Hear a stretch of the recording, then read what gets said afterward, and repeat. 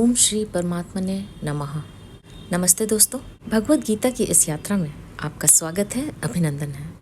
आज हम भगवत गीता के दूसरे अध्याय के 31वें श्लोक में प्रवेश करेंगे। तो चलिए प्रारंभ करते हैं। वसुदेव सुतं देवं कंस चाणूरमर्दनं देवकी परमानंदम कृष्णं वंदे जगद्गुरुम्। अथ श्रीमद्भगवद्गीता द्वितीयोऽध्यायः। श्रीभगवान् उवाच स्वधर्ममपि चावेक्ष्य न विकम्पितुमर्हसि धर्म्याधियोद्धात् श्रेयोऽन्यत् क्षत्रियस्य न विद्यते। और अपने शास्त्र धर्म को देखकर भी तुम्हें विकम्पित अर्थात कर्तव्य कर्म से विचलित नहीं होना चाहिए, क्योंकि धर्ममय युद्ध से बढ़कर क्षत्रिय के लिए दूसरा कोई कल्याणकारक कर्म नहीं है। अर्जुन के मन में कुटुंबियों के मरने का शोक था और गुरुजनों को मारने के पाप का भय था, अर्थात कुटुंबियों का वियोग हो जाएगा तो उनके अभाव में दुख पाना पड़ेगा, यह शोक था। और परलोक में पाप के कारण नरक आदि दुख भोगना पड़ेगा, यह भय था। अतः भगवान ने अर्जुन का शोक दूर करने के लिए 11वें से 30वें श्लोक तक का प्रकरण कहा, और अब यहाँ अर्जुन का भय दूर करने के लिए शास्त्र धर्म विषयक प्रकरण का आरंभ करते हैं। पहले के 2 श्लोकों में युद्ध से होने वाले लाभ का वर्णन किया। अब स्वधर्ममपि चावेक्ष्य न विकम्पितुमर्हसि, यह स्वयं परमात्मा का अंश है। जब यह शरीर के साथ तादात्म्य कर लेता है तब यह स्व को अर्थात अपने आप को जो कुछ मानता है उसका कर्तव्य स्वधर्म कहलाता है। जैसे कोई अपने आप को ब्राह्मण, क्षत्रिय, वैश्य अथवा शूद्र मानता है तो अपने अपने वर्णोचित कर्तव्यों का पालन करता है। अपने अपने वर्णोचित कर्तव्यों का पालन करना उसका स्वधर्म है। कोई अपने को शिक्षक या नौकर मानता है तो शिक्षक या नौकर के कर्तव्यों का पालन करना उसका स्वधर्म है। कोई अपने आप को किसी का पिता या किसी का पुत्र मानता है तो पुत्र या पिता के प्रति किए जाने वाले कर्तव्यों का पालन करना उसका स्वधर्म है। यहाँ क्षत्रिय के कर्तव्य कर्म को धर्म नाम से कहा गया है। क्षत्रिय का खास कर्तव्य कर्म है युद्ध से विमुख न होना। अर्जुन क्षत्रिय है, अतः युद्ध करना उसका स्वधर्म है। इसलिए भगवान कहते हैं कि अगर स्वधर्म को लेकर देखा जाए तो भी शास्त्र धर्म के अनुसार तुम्हारे लिए युद्ध करना ही कर्तव्य है। अपने कर्तव्य से तुम्हें कभी विमुख नहीं होना चाहिए। धर्म याद्धि युद्धात् श्रेयोन्यत् क्षत्रियस्य न विद्यते। धर्म में युद्ध से बढ़कर क्षत्रिय के लिए दूसरा कोई कल्याणकारक कर्म नहीं है, अर्थात क्षत्रिय के कर्तव्य का अनुष्ठान करना ही खास काम है। गीता 18वें अध्याय का 43वां श्लोक। ऐसे ही ब्राह्मण, वैश्य और शूद्र के लिए भी अपने अपने कर्तव्य का अनुष्ठान करने के सिवाय दूसरा कोई कल्याणकारी कर्म नहीं है। अर्जुन ने 7वें श्लोक में प्रार्थना की थी कि आप मेरे लिए निश्चित श्रेय की बात कहिए। उसके उत्तर में भगवान कहते हैं कि श्रेय यानी कल्याण तो अपने धर्म का पालन करने से ही होगा। किसी भी दृष्टि से अपने धर्म का त्याग कल्याणकारक नहीं है। अतः तुम्हें अपने युद्ध रूपी धर्म से विमुख नहीं होना चाहिए। यहाँ परिशिष्ट भाव यह है कि देह देही के विवेक का वर्णन करने के बाद अब भगवान यहाँ से 38वें श्लोक तक देही के स्वधर्म पालन यानी कर्तव्य पालन का वर्णन करते हैं। कारण कि देह देही के विवेक से जो तत्व मिलता है वही तत्व देह के सदुपयोग से स्वधर्म के पालन से भी मिल सकता है। विवेक में जानना मुख्य है और स्वधर्म पालन में करना मुख्य है। यद्यपि मनुष्य के लिए विवेक मुख्य है जो व्यवहार में और परमार्थ में, लोक और परलोक में सब जगह काम आता है, परंतु जो मनुष्य देह देही के विवेक को न समझ सके उसके लिए भगवान स्वधर्म पालन की बात कहते हैं, जिससे वह कोरा वाचक ज्ञानी न बनकर वास्तविक तत्व का अनुभव कर सके। तात्पर्य है कि जो मनुष्य परमात्म तत्व को जानना चाहता है पर तीक्ष्ण बुद्धि और तेजी का वैराग्य न होने के कारण ज्ञान योग से नहीं जान सका तो वह कर्म योग से परमात्म तत्व को जान सकता है, क्योंकि ज्ञान योग से जो अनुभव होता है वही कर्म योग से भी हो सकता है। गीता 5वें अध्याय का 4-5वां श्लोक। अर्जुन क्षत्रिय थे इसलिए भगवान ने इस प्रकरण में शास्त्र धर्म की बात कही है। वास्तव में यहाँ शास्त्र धर्म चारों वर्णों का उपलक्षण है, इसलिए ब्राह्मण आदि अन्य वर्णों को भी यहाँ अपना अपना धर्म कर्तव्य समझ लेना चाहिए। गीता 18वें अध्याय का 42वां, 43वां और 44वां श्लोक। स्वधर्म को ही स्वभावज कर्म, सहज कर्म, स्वकर्म आदि नामों से कहा गया है। गीता 18वें अध्याय के 41वें से 48वें श्लोक तक स्वार्थ, अभिमान और फल इच्छा का त्याग करके दूसरों के हित के लिए कर्म करना स्वधर्म है। स्वधर्म का पालन ही कर्म योग है। यदृच्छया चोपपन्नम स्वर्गद्वारम अपावृतम सुखिनः क्षत्रियाः पार्थ लभन्ते युद्धमीदृशम्। अपने आप प्राप्त हुआ युद्ध खुला हुआ स्वर्ग का दरवाजा भी है। हे पृथानंदन, वे क्षत्रिय बड़े सुखी भाग्यशाली हैं जिनको ऐसा युद्ध प्राप्त होता है। यदृच्छया चोपपन्नम स्वर्ग द्वारम अपावृतम। पांडवों से जुआ खेलने में दुर्योधन ने यह शर्त रखी थी कि अगर इसमें आप हार जाएंगे तो आपको 12 वर्ष का वनवास और 1 वर्ष का अज्ञातवास भोगना होगा। 13वें वर्ष के बाद आपको अपना राज्य मिल जाएगा, परंतु अज्ञातवास में अगर हम लोग आप लोगों को खोज लेंगे तो आप लोगों को दोबारा 12 वर्ष का वनवास भोगना पड़ेगा।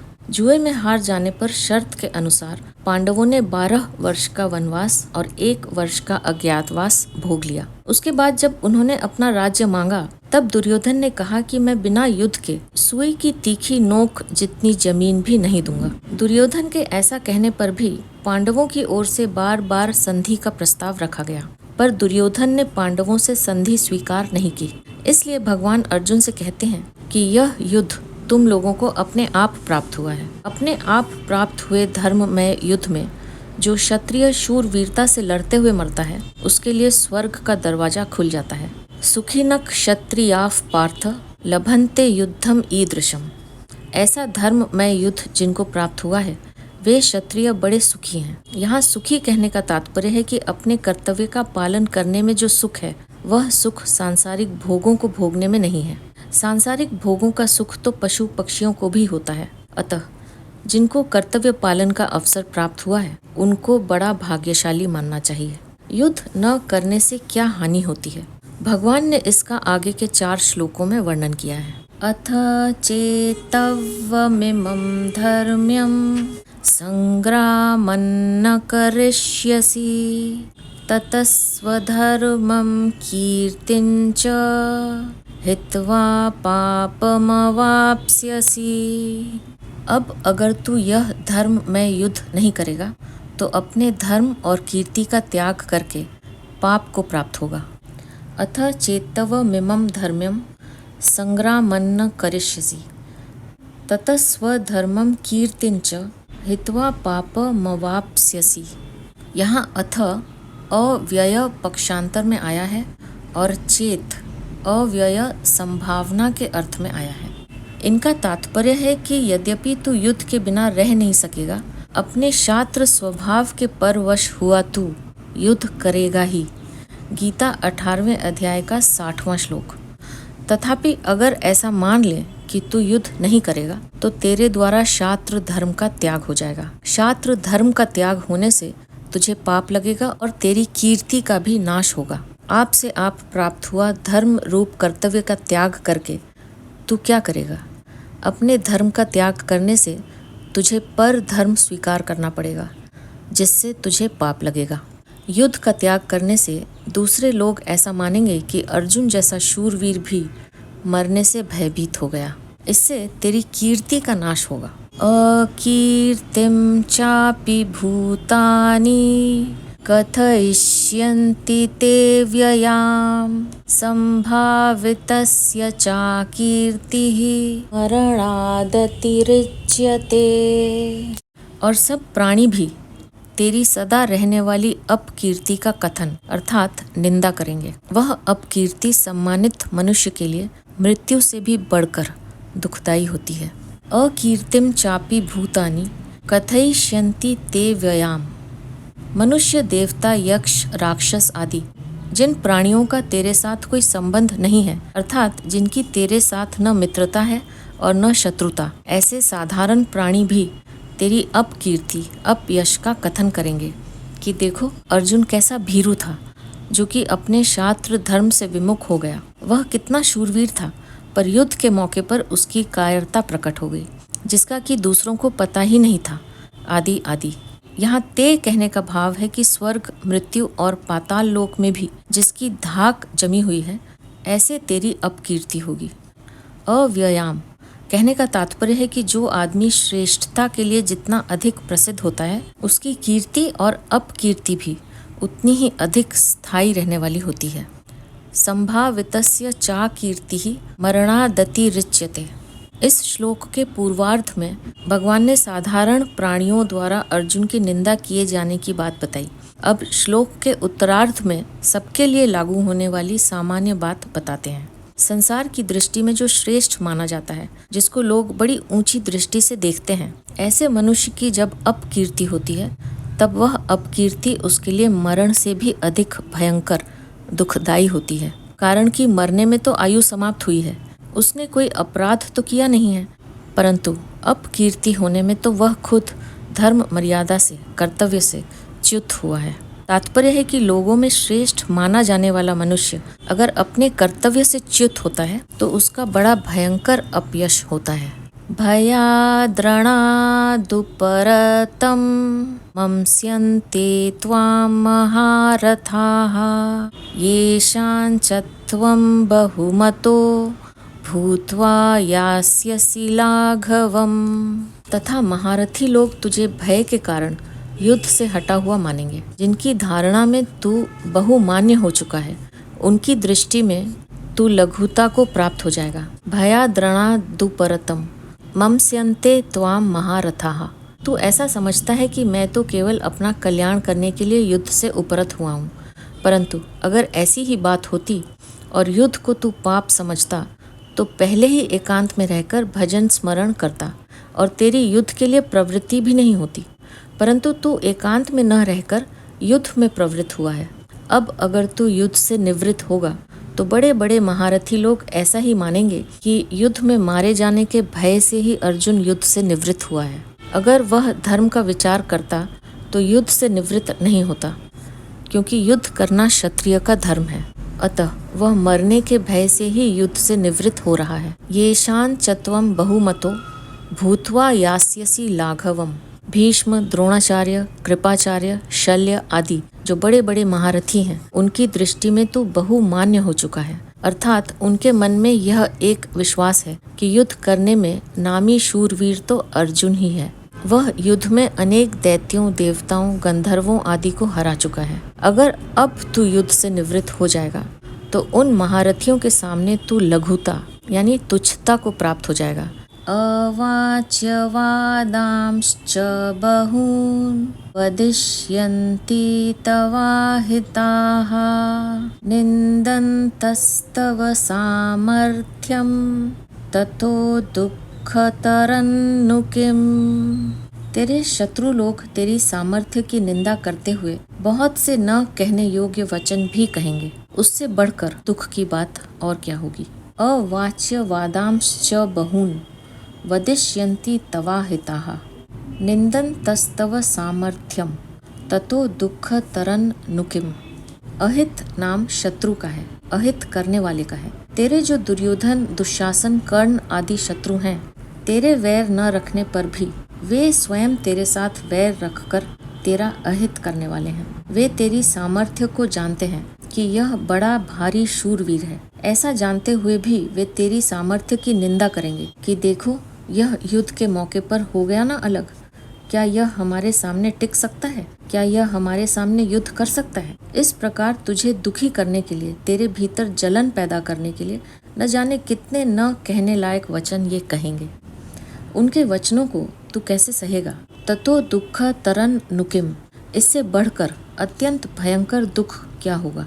क्योंकि यह देखा जाता है कि जैसे मनुष्य तुच्छ आदमियों के द्वारा तिरस्कृत होने पर अपना तिरस्कार सह नहीं सकता और अपनी योग्यता से, अपनी शूरवीरता से अधिक काम करके मर मिट जाता है, ऐसे ही जब शत्रुओं के द्वारा तेरा सर्वथा अनुचित तिरस्कार हो जाएगा, तब उसको तू सह नहीं सकेगा और तेजी में आकर युद्ध के लिए कूद पड़ेगा। तेरे से युद्ध किए बिना रहा नहीं जाएगा। अभी तो तू युद्ध से उपरत हो रहा है, पर जब तू समय पर युद्ध के लिए कूद पड़ेगा तब तेरी कितनी निंदा होगी।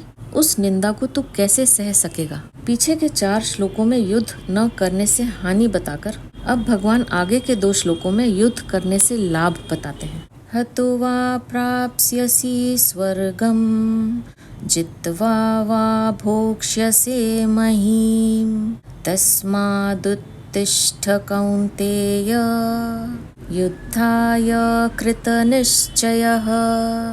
अगर युद्ध में तू मारा जाएगा तो तुझे स्वर्ग की प्राप्ति होगी, और अगर युद्ध में तू जीत जाएगा तो पृथ्वी का राज्य भोगेगा। अतः हे कुंती नंदन, तू युद्ध के लिए निश्चय करके खड़ा हो जा। हतो वा प्राप्स्यसि स्वर्गम जित्वा वा भोक्ष्यसे महीम्। इसी अध्याय के 6 श्लोक में अर्जुन ने कहा था कि हम लोगों को इसका भी पता नहीं है कि युद्ध में हम उनको जीतेंगे या वे हमको जीतेंगे। अर्जुन के इस संदेह को लेकर भगवान यहाँ स्पष्ट कहते हैं कि अगर युद्ध में तुम कर्ण आदि द्वारा मारे भी जाओगे तो स्वर्ग को चले जाओगे, और अगर युद्ध में तुम्हारी जीत हो जाएगी तो यहाँ पृथ्वी का राज्य भोगोगे। तात्पर्य है कि युद्ध करने से तो तुम्हारा दोनों ही तरफ से लाभ है, और युद्ध न करने से दोनों तरफ से हानि ही हानि है। अतः तुम्हें युद्ध में प्रवृत्त हो जाना चाहिए। तस्मादुत्तिष्ठ कौन्तेय युद्धाय कृत निश्चयः। यहाँ कौन्तेय संबोधन देने का तात्पर्य है कि जब मैं संधि का प्रस्ताव लेकर कौरवों के पास गया था, तब माता कुंती ने तुम्हारे लिए यही संदेश भेजा था कि तुम युद्ध करो। अतः तुम्हें युद्ध से निवृत्त नहीं होना चाहिए, प्रत्युत युद्ध का निश्चय करके खड़े हो जाना चाहिए। अर्जुन का युद्ध न करने का निश्चय था, और भगवान ने इसी अध्याय के 3 श्लोक में युद्ध करने की आज्ञा दे दी। इससे अर्जुन के मन में संदेह हुआ कि युद्ध करना ठीक है या न करना ठीक है। अतः यहाँ भगवान उस संदेह को दूर करने के लिए कहते हैं कि तुम युद्ध करने का एक निश्चय कर लो, उसमें संदेह मत करो। यहाँ भगवान का तात्पर्य ऐसा मालूम देता है कि मनुष्य को किसी भी हालत में प्राप्त कर्तव्य का त्याग नहीं करना चाहिए, प्रत्युत उत्साह और तत्परता पूर्वक अपने कर्तव्य का पालन करना चाहिए। कर्तव्य का पालन करने में ही मनुष्य की मनुष्यता है। यहाँ परिशिष्ट भाव यह है कि धर्म का पालन करने से लोक परलोक दोनों सुधर जाते हैं। तात्पर्य है कि कर्तव्य का पालन और अकर्तव्य का त्याग करने से लोक की भी सिद्धि हो जाती है और परलोक की भी। सुख दुखे समे कृत्वा लाभालाभौ जया जयौ ततो युद्धाय युज्यस्व नैवं पापमवाप्स्यसि। जय पराजय, लाभ हानि और सुख दुख को समान करके फिर युद्ध में लग जा। इस प्रकार युद्ध करने से तू पाप को प्राप्त नहीं होगा। अर्जुन को यह आशंका थी कि युद्ध में कुटुंबियों को मारने से हमें पाप लग जाएगा, पर भगवान यहाँ कहते हैं कि पाप का हेतु युद्ध नहीं है, प्रत्युत अपनी कामना है।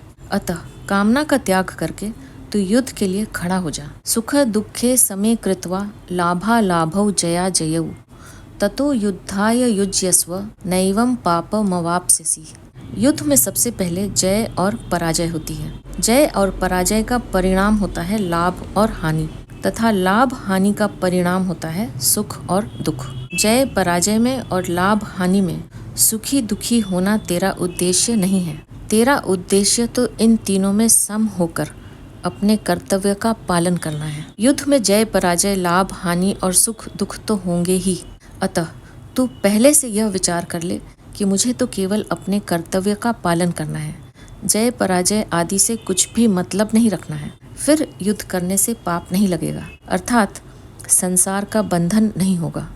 सकाम और निष्काम दोनों ही भावों से अपने कर्तव्य कर्म का पालन करना आवश्यक है। जिसका सकाम भाव है उसको तो कर्तव्य कर्म के करने में आलस्य प्रमाद बिल्कुल नहीं करने चाहिए, प्रत्युत तत्परता से अपने कर्तव्य का पालन करना चाहिए। जिसका निष्काम भाव है, जो अपना कल्याण चाहता है, उसको भी तत्परता पूर्वक अपने कर्तव्य का पालन करना चाहिए।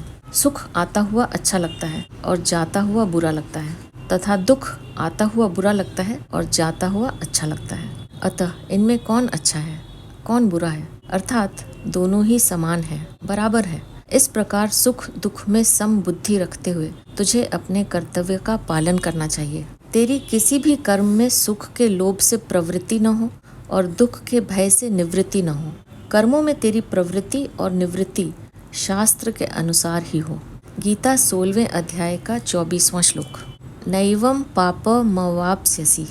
यहाँ पाप शब्द पाप और पुण्य दोनों का वाचक है, जिसका फल है स्वर्ग और नरक की प्राप्ति रूप बंधन, जिससे मनुष्य अपने कल्याण से वंचित रह जाता है और बार बार जन्मता मरता रहता है। भगवान कहते हैं कि हे अर्जुन, समता में स्थित होकर युद्ध रूपी कर्तव्य कर्म करने से तुझे पाप और पुण्य दोनों ही नहीं बांधेंगे।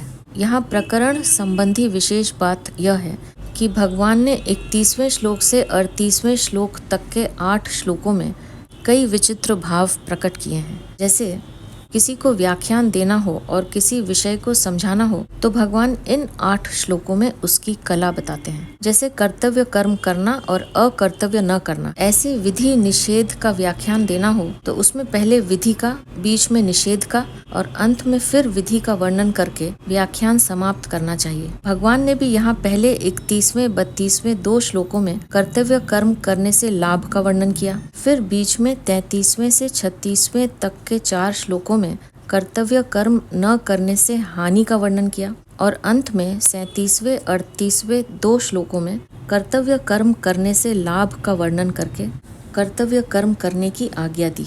पहले अध्याय में अर्जुन ने अपनी दृष्टि से जो दलीलें दी थी उनका भगवान ने इन 8 श्लोकों में समाधान किया है। जैसे अर्जुन कहते हैं, मैं युद्ध करने में कल्याण नहीं देखता हूँ, पहले अध्याय का 31वां श्लोक। तो भगवान कहते हैं, क्षत्रिय के लिए धर्म में युद्ध से बढ़कर दूसरा कोई कल्याण का साधन नहीं है, दूसरे अध्याय का 31वां श्लोक। अर्जुन कहते हैं, युद्ध करके हम सुखी कैसे होंगे, पहले अध्याय का 37वां श्लोक। तो भगवान कहते हैं, जिन क्षत्रियों को ऐसा युद्ध मिल जाता है वे ही क्षत्रिय सुखी हैं, दूसरे अध्याय का 32वां श्लोक। अर्जुन कहते हैं, युद्ध के परिणाम में नरक की प्राप्ति होगी, पहले अध्याय का 44वां श्लोक। तो भगवान कहते हैं, युद्ध करने से स्वर्ग की प्राप्ति होगी, दूसरे अध्याय का 32वां और 37वां श्लोक। अर्जुन कहते हैं, युद्ध करने से पाप लगेगा, पहले अध्याय का 36वां श्लोक। तो भगवान कहते हैं, युद्ध न करने से पाप लगेगा, दूसरे अध्याय का 33वां श्लोक। अर्जुन कहते हैं, युद्ध करने से परिणाम में धर्म का नाश होगा,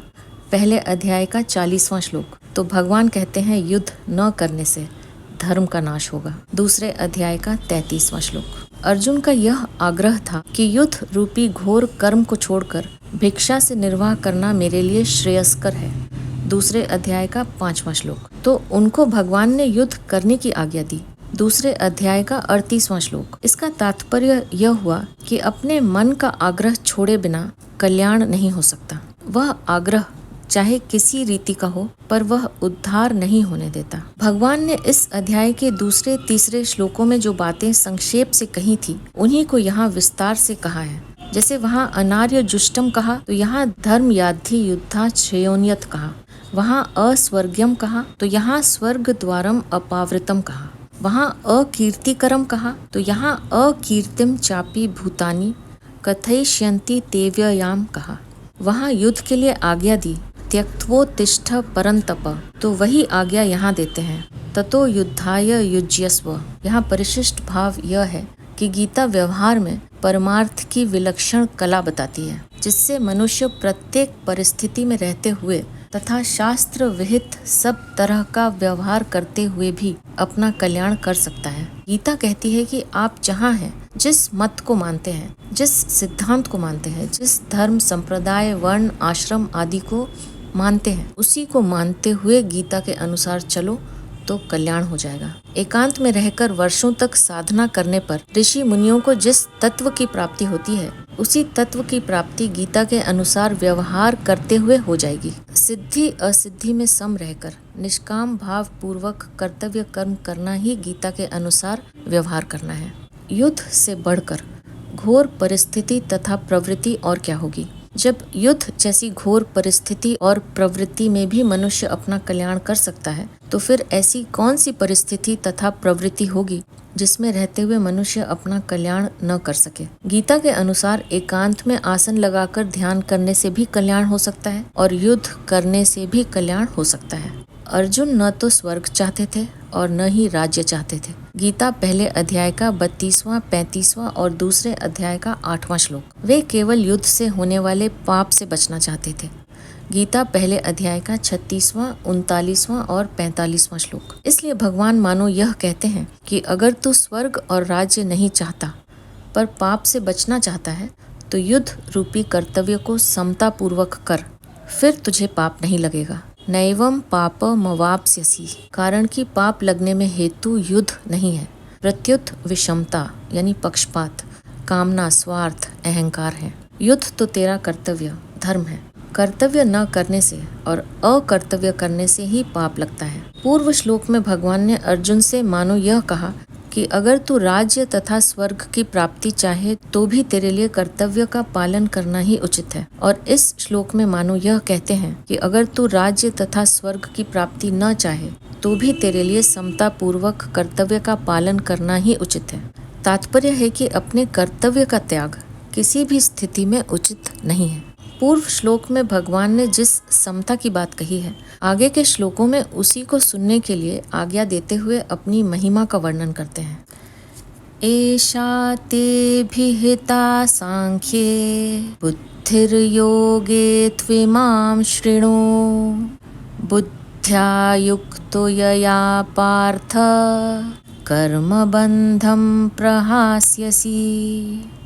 हे पार्थ, यह समबुद्धि तेरे लिए पहले सांख्य योग में कही गई और अब तू इसको कर्म योग के विषय में सुन। जिस समबुद्धि से युक्त हुआ तू कर्म बंधन का त्याग कर देगा। एषा ते भी हिता सांख्ये बुद्धिर योगे त्विमाम शृणु। यहाँ तू पद प्रकरण संबंध विच्छेद करने के लिए आया है, अर्थात पहले सांख्य का प्रकरण कह दिया, अब योग का प्रकरण कहते हैं। यहाँ एषा पद पूर्व श्लोक में वर्णित समबुद्धि के लिए आया है। इस समबुद्धि का वर्णन पहले सांख्य योग में 11वें से 30वें श्लोक तक अच्छी तरह से किया गया है। देह देही का ठीक ठाक विवेक होने पर समता में अपनी स्वतः सिद्ध स्थिति का अनुभव हो जाता है, कारण कि देह में राग रहने से ही विषमता आती है। इस प्रकार सांख्य योग में तो समबुद्धि का वर्णन हो चुका है। अब इसी समबुद्धि को तू कर्म योग के विषय में सुन। इमाम कहने का तात्पर्य है कि अभी इस समबुद्धि को कर्म योग के विषय में कहना है कि यह समबुद्धि कर्म योग में कैसे प्राप्त होती है, इसका स्वरूप क्या है, इसकी महिमा क्या है। इन बातों के लिए भगवान ने इस बुद्धि को योग के विषय में सुनने के लिए कहा है। बुद्धिया युक्तो यया पार्थ कर्म बंधन प्रहास्यसि। अर्जुन के मन में युद्ध करने से पाप लगने की संभावना थी, पहले अध्याय का 36वां और 45वां श्लोक। परंतु भगवान के मत में कर्मों में विषम बुद्धि यानी राग द्वेष होने से ही पाप लगता है, सम बुद्धि होने से पाप लगता ही नहीं। जैसे संसार में पाप और पुण्य की अनेक क्रियाएं होती रहती हैं, पर उनसे हमें पाप पुण्य नहीं लगते, क्योंकि उनमें हमारी सम बुद्धि रहती है, अर्थात उनमें हमारा कोई पक्षपात, आग्रह, राग द्वेष नहीं रहता। ऐसे ही तू सम बुद्धि से युक्त रहेगा तो तुझे भी ये कर्म बंधन कारक नहीं होंगे। इसी अध्याय के 7वें श्लोक में अर्जुन ने अपने कल्याण की बात पूछी थी, इसलिए भगवान कल्याण के मुख्य मुख्य साधनों का वर्णन करते हैं। पहले भगवान ने सांख्य योग का साधन बताकर कर्तव्य कर्म करने पर बड़ा जोर दिया कि क्षत्रिय के लिए धर्म रूप युद्ध से बढ़कर श्रेय का अन्य कोई साधन नहीं है। दूसरे अध्याय का 31वां श्लोक। फिर कहा कि सम बुद्धि से युद्ध किया जाए तो पाप नहीं लगता, दूसरे अध्याय का 38वां श्लोक। अब उसी सम बुद्धि को कर्म योग के विषय में कहते हैं। कर्म योगी लोक संग्रह के लिए सब कर्म करता है। लोक संग्रह में वापी संपश्यन कर्तु मरहसी। गीता तीसरे अध्याय का 20वां श्लोक। लोक संग्रह के लिए कर्म करने से अर्थात निस्वार्थ भाव से लोक मर्यादा सुरक्षित रखने के लिए, लोगों को उन्मार्ग से हटाकर सन्मार्ग में लगाने के लिए कर्म करने से समता की प्राप्ति सुगमता से हो जाती है। समता की प्राप्ति होने से कर्मयोगी कर्म बंधन से सुगमता पूर्वक छूट जाता है। यह 39वां श्लोक 30वें श्लोक के बाद ही ठीक बैठता है और यह वहीं आना चाहिए था। कारण यह है कि इस श्लोक में 2 निष्ठाओं का वर्णन है। पहले 11वें से 30वें श्लोक तक सांख्य योग से निष्ठा समता बताई और अब कर्म योग से निष्ठा समता बताते हैं। अतः यहाँ 31 से 38 तक के 8 श्लोकों को देना असंगत मालूम देता है। फिर भी इन 8 श्लोकों को यहाँ देने का कारण यह है कि कर्म योग में समता कहने से पहले कर्तव्य क्या है और अकर्तव्य क्या है। अर्जुन के लिए युद्ध करना कर्तव्य है और युद्ध न करना अकर्तव्य है। इस विषय का वर्णन होना आवश्यक है। अतः भगवान ने कर्तव्य अकर्तव्य का वर्णन करने के लिए ही उपर्युक्त 8 श्लोक दूसरे अध्याय के 31वें से 38वें तक कहे हैं और फिर समता की बात कही है। तात्पर्य है कि पहले 11वें से 30वें श्लोक तक सत असत के वर्णन से समता बताई कि सत सत ही है और असत असत ही है, इनमें कोई कुछ भी परिवर्तन नहीं कर सकता। फिर 31वें से 38वें श्लोक तक कर्तव्य अकर्तव्य की बात कहकर 39वें श्लोक से अकर्तव्य का त्याग और कर्तव्य का पालन करते हुए कर्मों की सिद्धि असिद्धि और फल की प्राप्ति अप्राप्ति में समता का वर्णन किया है। यहाँ परिशिष्ट भाव यह है कि कर्म योग के 2 विभाग हैं, कर्तव्य विज्ञान और योग विज्ञान। भगवान ने 31वें से 37वें श्लोक तक कर्तव्य विज्ञान की बात कही है, जिसमें कर्तव्य कर्म करने से लाभ और न करने से हानि का वर्णन किया है। अब यहाँ से 53वें श्लोक तक योग विज्ञान की बात कहते हैं। पूर्व श्लोक में भगवान ने जिस समता की बात कही है वह सांख्य योग और कर्म योग दोनों साधनों से प्राप्त हो सकती है। शरीर और शरीरी के विभाग को जानकर शरीर विभाग से संबंध विच्छेद करना सांख्य योग है तथा कर्तव्य और अकर्तव्य के विभाग को जानकर अकर्तव्य विभाग का त्याग और कर्तव्य का पालन करना कर्मयोग है। मनुष्य को दोनों में से किसी भी एक साधन का अनुष्ठान करके इस समता को प्राप्त कर लेना चाहिए, कारण कि समता आने से मनुष्य कर्म बंधन से मुक्त हो जाता है। एक धर्मशास्त्र पूर्व मीमांसा है और एक मोक्ष शास्त्र उत्तर मीमांसा है। यहाँ 31वें से 37वें श्लोक तक धर्म शास्त्र की और 39वें से 53वें श्लोक तक मोक्ष शास्त्र की बात आई है। धर्म से लौकिक और परमार्थिक दोनों तरह की उन्नति होती है। धर्म शास्त्र में कर्तव्य पालन मुख्य है। धर्म कहो चाहे कर्तव्य कहो, बात एक ही है।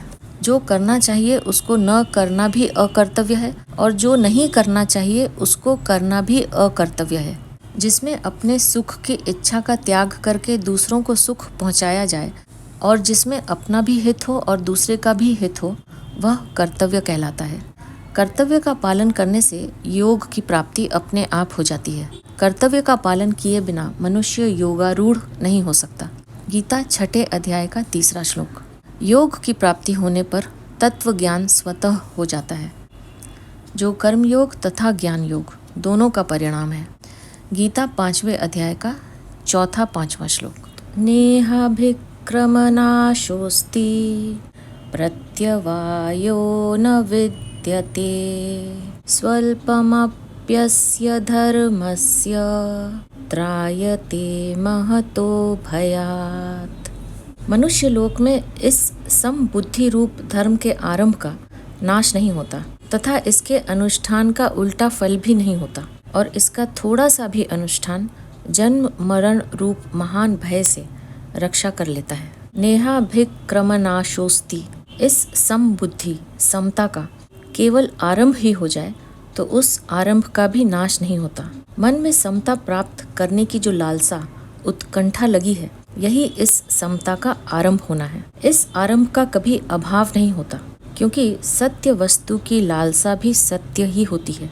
यहाँ यह कहने का तात्पर्य है कि इस मनुष्य लोक में यह मनुष्य ही इस समबुद्धि को प्राप्त करने का अधिकारी है। मनुष्य के सिवाय दूसरी सभी भोग योनियां हैं। अतः उन योनियों में विषमता यानी राग द्वेष का नाश करने का अवसर नहीं है, क्योंकि भोग राग द्वेष पूर्वक ही होता है। यदि राग द्वेष न हो तो भोग होगा ही नहीं, प्रत्युत साधन ही होगा। प्रत्यवायो न विद्यते, सकाम भाव पूर्वक किए गए कर्मों में अगर मंत्र उच्चारण यज्ञ विधि आदि में कोई कमी रह जाए तो उसका उल्टा फल हो जाता है। जैसे कोई पुत्र प्राप्ति के लिए पुत्रेष्टि यज्ञ करता है तो उसमें विधि की त्रुटि हो जाने से पुत्र का होना तो दूर रहा, घर में किसी की मृत्यु हो जाती है। अथवा विधि की कमी रहने से इतना उल्टा फल न भी हो तो भी पुत्र पूर्ण अंगों के साथ नहीं जन्मता। परंतु जो मनुष्य इस समबुद्धि को अपने अनुष्ठान में लाने का प्रयत्न करता है, उसके प्रयत्न का, अनुष्ठान का कभी भी उल्टा फल नहीं होता, कारण कि उसके अनुष्ठान में फल की इच्छा नहीं होती। जब तक फलेच्छा रहती है तब तक समता नहीं आती और समता आने पर फलेच्छा नहीं रहती। अतः उसके अनुष्ठान का विपरीत फल होता ही नहीं, होना संभव ही नहीं। विपरीत फल क्या है? संसार में विषमता का होना ही विपरीत फल है। सांसारिक किसी कार्य में राग होना और किसी कार्य में द्वेष होना ही विषमता है और इसी विषमता से जन्म मरण रूप बंधन होता है। परंतु मनुष्य में जब समता आती है तब राग द्वेष नहीं रहते और राग द्वेष के न रहने से विषमता नहीं रहती, तो फिर उसका विपरीत फल होने का कोई कारण ही नहीं है। स्वल्पम अपस्य धर्मस्य त्रायते महतो भयात्। इस समबुद्धि रूप धर्म का थोड़ा सा भी अनुष्ठान हो जाए, थोड़ी सी भी समता जीवन में, आचरण में आ जाए, तो यह जन्म मरण रूप महान भय से रक्षा कर लेता है। सकाम कर्म फल देकर नष्ट हो जाता है। ऐसे यह समता धन संपत्ति आदि कोई फल देकर नष्ट नहीं होती, अर्थात इसका फल नाशवान धन संपत्ति आदि की प्राप्ति नहीं होता। साधक के अंतःकरण में अनुकूल प्रतिकूल वस्तु, व्यक्ति, घटना, परिस्थिति आदि में जितनी समता आ जाती है उतनी समता अटल हो जाती है। इस समता का किसी भी काल में नाश नहीं हो सकता। जैसे योग भ्रष्ट की साधन अवस्था में जितनी समता आ जाती है, जितनी साधन सामग्री हो जाती है, उसका स्वर्ग आदि ऊंचे लोकों में बहुत वर्षों तक सुख भोगने पर और मृत्यु लोक में श्रीमानों के घर में भोग भोगने पर भी नाश नहीं होता। गीता 6 अध्याय का 41वां और 44वां श्लोक। यह समता साधन सामग्री कभी किंचित मात्र भी खर्च नहीं होती, प्रत्युत सदा ज्यों की त्यों सुरक्षित रहती है, क्योंकि यह सत है, सदा रहने वाली है। धर्म नाम 2 बातों का है। पहला दान करना, प्याऊ लगाना, अन्न क्षेत्र खोलना आदि परोपकार के कार्य करना, और दूसरा वर्ण आश्रम के अनुसार शस्त्र विहित अपने कर्तव्य कर्म का तत्परता से पालन करना। इन धर्मों का निष्काम भाव पूर्वक पालन करने से समता रूप धर्म स्वतः आ जाता है, क्योंकि यह समता रूप धर्म स्वयं का धर्म अर्थात स्वरूप है। इसी बात को लेकर यहाँ समबुद्धि को धर्म कहा गया है। समता संबंधी विशेष बात। लोगों के भीतर प्रायः यह बात बैठी हुई है कि मन लगने से ही भजन स्मरण होता है, मन नहीं लगा तो राम राम करने से क्या लाभ। परंतु गीता की दृष्टि में मन लगना कोई ऊंची चीज नहीं है। गीता की दृष्टि में ऊंची चीज है समता। दूसरे लक्षण आए या न आए, जिसमें समता आ गई उसको गीता सिद्ध कह देती है। जिसमें दूसरे सब लक्षण आ जाएं और समता न आए उसको गीता सिद्ध नहीं कहती। समता 2 तरह की होती है, एक अंतःकरण की समता और दूसरी स्वरूप की समता। समरूप परमात्मा सब जगह परिपूर्ण है। उस समरूप परमात्मा में जो स्थित हो गया उसने संसार मात्र पर विजय प्राप्त कर ली, वह जीवन मुक्त हो गया। परंतु इसकी पहचान अंतःकरण की समता से होती है। गीता 5वें अध्याय का 19वां श्लोक। अंतःकरण की समता है सिद्धि असिद्धि में सम रहना। गीता 2 अध्याय का 48वां श्लोक। प्रशंसा हो जाए या निंदा हो जाए, कार्य सफल हो जाए या असफल हो जाए, लाखों रुपए आ जाएं या लाखों रुपए चले जाएं, पर उससे अंतःकरण में कोई हलचल न हो, सुख दुख हर्ष शोक आदि न हो। गीता 5वें अध्याय का 20वां श्लोक। इस समता का कभी नाश नहीं होता। कल्याण के सिवाय इस समता का दूसरा कोई फल होता ही नहीं। मनुष्य तप, दान, तीर्थ, व्रत आदि कोई भी पुण्य काम करे वह फल देकर नष्ट हो जाता है, परंतु साधन करते करते अंतःकरण में थोड़ी भी समता, निर्विकारता आ जाए तो वह नष्ट नहीं होती, प्रत्युत कल्याण कर देती है। इसलिए साधन में समता जितनी ऊंची चीज है, मन की एकाग्रता उतनी ऊंची चीज नहीं है। मन एकाग्र होने से सिद्धियां तो प्राप्त हो जाती हैं, पर कल्याण नहीं होता। परंतु समता आने से मनुष्य संसार बंधन से सुख पूर्वक मुक्त हो जाता है। गीता 5वें अध्याय का 30वां श्लोक। यहाँ परिशिष्ट भाव यह है कि समता की महिमा भगवान ने 39वें 40वें श्लोकों में 4 प्रकार से कही है। पहला, कर्म बंधन प्रहास्यसि। समता के द्वारा मनुष्य कर्म बंधन से मुक्त हो जाता है। दूसरा, नेहाभिक्रमनाशोस्ति, यानी इसके आरंभ का भी नाश नहीं होता। तीसरा, प्रत्यवायो न विद्यते, इसके अनुष्ठान का उल्टा फल भी नहीं होता। और चौथा, स्वल्पमस्य धर्मस्य त्रायते महतो भयात्, इसका थोड़ा सा भी अनुष्ठान जन्म मरण रूप महान भय से रक्षा कर लेता है। यद्यपि पहली बात के अंतर्गत ही शेष तीनों बातें आ जाती हैं, तथापि सब में थोड़ा अंतर है। जैसे भगवान पहले सामान्य रीति से कहते हैं कि समता से युक्त मनुष्य कर्म बंधन से छूट जाता है। बंधन का कारण गुणों का संग है, अर्थात प्रकृति और उसके कार्यों से माना हुआ संबंध है। गीता 13वें अध्याय का 21वां श्लोक। समता आने से प्रकृति और उसके कार्य से संबंध नहीं रहता, अतः मनुष्य कर्म बंधन से छूट जाता है। जैसे संसार में अनेक शुभ अशुभ कर्म होते रहते हैं, पर वे कर्म हमें बांधते नहीं, क्योंकि उन कर्मों से हमारा कोई संबंध नहीं होता। ऐसे ही समता युक्त मनुष्य का इस शरीर से होने वाले कर्मों से भी कोई संबंध नहीं रहता। समता का केवल आरंभ हो जाए, अर्थात समता को प्राप्त करने का उद्देश्य जिज्ञासा हो जाए, तो इस आरंभ का कभी नाश नहीं होता, कारण कि अविनाशी का उद्देश्य भी अविनाशी ही होता है, जबकि नाशवान का उद्देश्य भी नाशवान ही होता है। नाशवान का उद्देश्य तो नाश पतन करता है, पर समता का उद्देश्य कल्याण ही करता है। जिज्ञासुरपि योगस्य शब्द ब्रह्मा तिवर्तते, गीता 6ठे अध्याय का 44वां श्लोक। समता के अनुष्ठान का उल्टा फल नहीं होता।